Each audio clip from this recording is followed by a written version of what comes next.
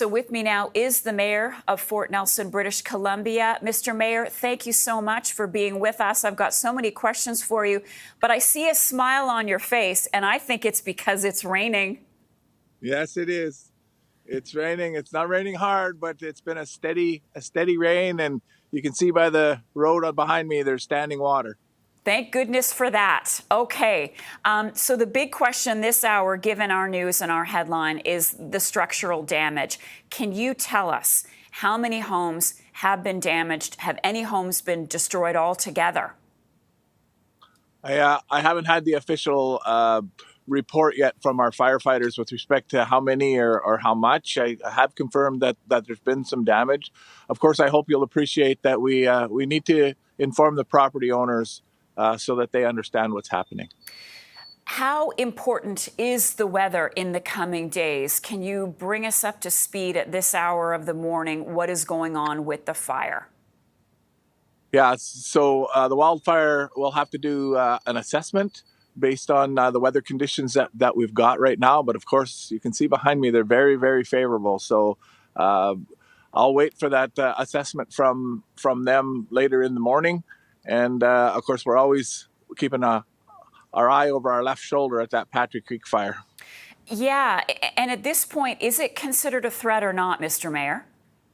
It's not considered a threat at this time, and I sure hope that this weather pattern is covering that fire as well. It's about 25 kilometers up the river to the north of us, and the wind blows, for the most part, from the northwest here. So we're crossing our fingers that the river will hold it there. Do you have any sense at this point when evacuees can go home? No, there's a whole process that goes with bringing folks back home. You know, and the whole process needs to start when we get the okay from the BC Wildfire Service that it's safe for folks to return to the community. You can imagine that fire up north. You know, if it does sweep towards the community, we'd have to evacuate the community again, and it just doesn't make any sense to bring people back for a couple of days and then out again. So it's really it's going to be a very complex decision, and we're working on it. When you and I last spoke, we were discussing how some people had decided to stay behind. They didn't take heed of the evacuation warning. Is it your knowledge that people are still there, and what's your message to people from Fort Nelson? Yeah, they're there, and you know, my message to them is to please stay out of the way.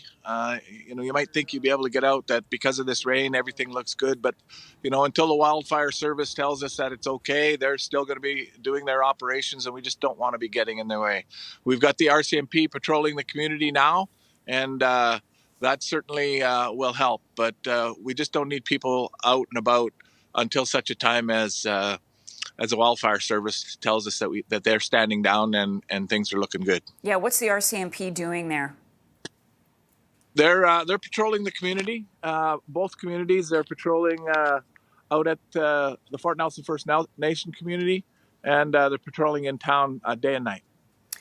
Well, we are hoping for a long and rainy day. Yes, Rob we Fraser. are. Yeah, we are. We all are, as we watch what's been going on and following the fire so close to your community. Rob Fraser, please take it easy, and we'll stay in touch. Thank you very much.